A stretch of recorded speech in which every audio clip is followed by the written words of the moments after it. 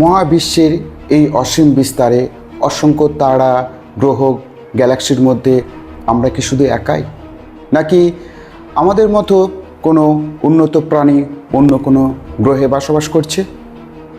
আজ আমরা জানব এলিয়েন বা ভিনগ্রহ প্রাণীদের নিয়ে নানান ধরনের কথা, তত্ত্ব ও গবেষণা।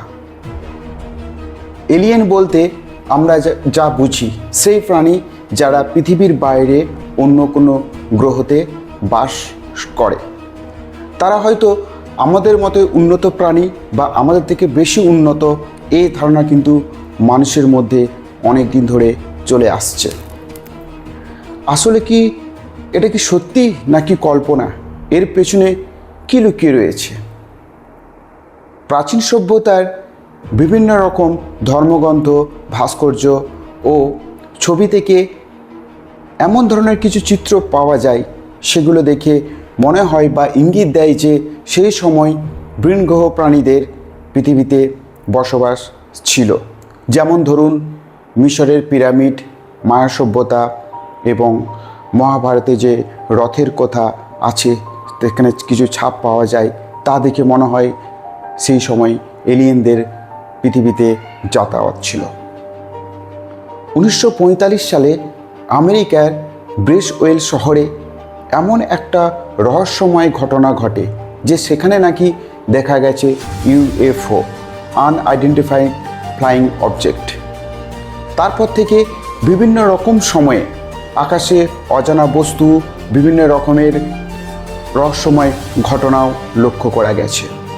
2019 সালে মার্কিন প্রতিরক্ষা বাহিনী এমন কিছু ইউএফও ছবি প্রকাশ করে যা তারা কোনো রকম ব্যাখ্যা দিতে পারেনি। নাসা, ইউএসএ সহ বিভিন্ন রকম গবেষণা সংস্থা গবেষণা চালিয়ে যাচ্ছে যে এলিয়েন আছে কি না নেই। তারা এক্সোপ্ল্যানেট, পৃথিবীর মতো গ্রহের খোঁজ করছে। তাছাড়া এলিয়েনদের যাতে পৃথিবীতে বা এই যে গ্যালাক্সিতে তাদের অস্তিত্ব আছে কি না বিভিন্ন রকম পরীক্ষা নিরীক্ষা করে যাচ্ছে। হয়তো এই পরীক্ষা নিরীক্ষার মাধ্যমে আমরা যদি এলিয়েনদের খোঁজ পেতে পারি, তাহলে সেটা হবে পৃথিবীর মানব সভ্যতার সবথেকে বড় আবিষ্কার। তাছাড়া সেটি একটা সংস্থা আছে যা মহাকাশ থেকে আগত তরঙ্গদের পরীক্ষা নিরীক্ষা বা পর্যবেক্ষণ করছে, যদি কোনো রকম পৃথিবীর মতো প্রাণীদের মতো এলিয়েনদেরও খোঁজ পাওয়া যায়। এই যে আমরা এলিয়েনদের কথা বলছি, সেই এলিয়েনদের নিয়ে নানা রকম মুভি আছে। সেখানে সেই মুভিতে কোথাও দেখা গিয়েছে যে এলিয়েনরা আমাদের মানুষের সঙ্গে বন্ধুসুলভ আচরণ করছে, বা কোথাও তারা আমাদের বিপদের সংকেত হয়ে দাঁড়িয়েছে। আসলে কি এই যে রহস্যময় পৃথিবীতে আমাদের যে রহস্যময় জগৎ আছে, মহাবিশ্ব আছে, সেখানে এই ক্ষুদ্র পৃথিবীর মধ্যে আমরা কি শুধু একাই এই মহাবিশ্বে? আমাদের মতো কি প্রাণী নেই? সেই উত্তরটা আমরা কিন্তু ভবিষ্যতে পেতে পারি।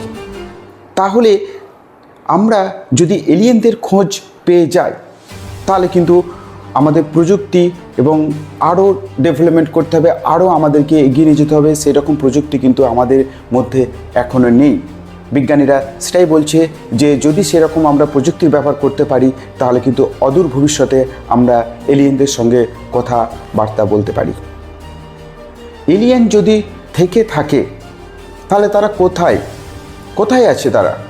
তারা কি পৃথিবীতে কখনো যোগাযোগ করেনি? দেখুন, এই মহাবিশ্বে একটি প্রশ্ন হতে পারে যে এই মহাবিশ্বে আমরা কি শুধু একাই, নাকি আমাদের মতো কোনো প্রাণী কোনো পৃথিবীর কোনো বাইরে বা এক্সোপ্ল্যানেট, যেটাকে হচ্ছে পৃথিবীর মতোই কোনো গ্রহের মধ্যে বসবাস করছে?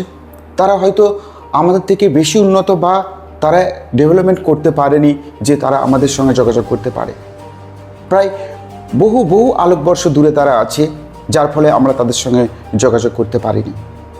হয়তো অদূর ভবিষ্যতে এমন কিছু প্রযুক্তি ব্যবহার হবে যার ফলে আমরা তাদের সঙ্গে যোগাযোগ করতে পারবো, এবং সেটাই হবে মানব সভ্যতার সবথেকে বড় আবিষ্কার। তাদের সঙ্গে যদি আমরা কথা বলতে পারি, তাহলে আমরা জানবো যে এই মহাবিশ্বে আমরা একা নয়, আমাদের মতো কোনো প্রাণী এই মহাবিশ্বে কোথাও না কোথাও বসবাস করছে। আমরা কিন্তু পৃথিবীর প্রাণের উৎপত্তি যে ব্যাখ্যা ছিল, সেখানে কিন্তু আমরা জেনেছিলাম যে পৃথিবীতে প্রাণের উৎপত্তি হয়েছিল কিন্তু উল্কাপিণ্ড বা গ্রহাণুর মাধ্যমে। তাহলে সেটাই যদি হয়ে থাকে, তাহলে কিন্তু আমরা পৃথিবীর বাইরে অন্য কোনো গ্রহতে প্রাণের উৎপত্তি হয়েছে। এই এলিয়েনদের নিয়ে আমাদের মানুষের মধ্যে নানা রকম মতবাদ আছে, কোনোটা সত্য, কোনোটা কল্পনা বা কোনোটা মন গড়া কাহিনী। যদি সেটাই হয়ে থাকে, তাহলে সেই খোঁজখবর কিন্তু বিজ্ঞানীরা চালাচ্ছে। অদূর ভবিষ্যতে আমরা যদি ভালো প্রযুক্তি ব্যবহার করতে পারি, তাহলে কিন্তু আমরা সেই এলিয়েনদের সঙ্গে কথাবার্তা বলতে পারি। আপনাদের কি মনে হয় যে এলিয়েন আছে কি না নেই? যদি থাকে বা নেই, বা আপনার মনে কী হয় এটা শুধুই মাত্র কি ভ্রান্ত ধারণা, হয়তো এই মহাবিশ্বে আমরা শুধু একাই? সেটা আপনাদের মতামত অবশ্যই কমেন্ট বক্সে জানিয়ে দেবেন। ভিডিওটি অবশ্যই ভালো লাগলে লাইক কমেন্ট করে দেবেন, এবং পরবর্তীকালে আমরা এরকম নানা ধরনের ভিডিও আনব। আজকে এইটুকু থাক। নমস্কার, সবাই ভালো থাকবেন।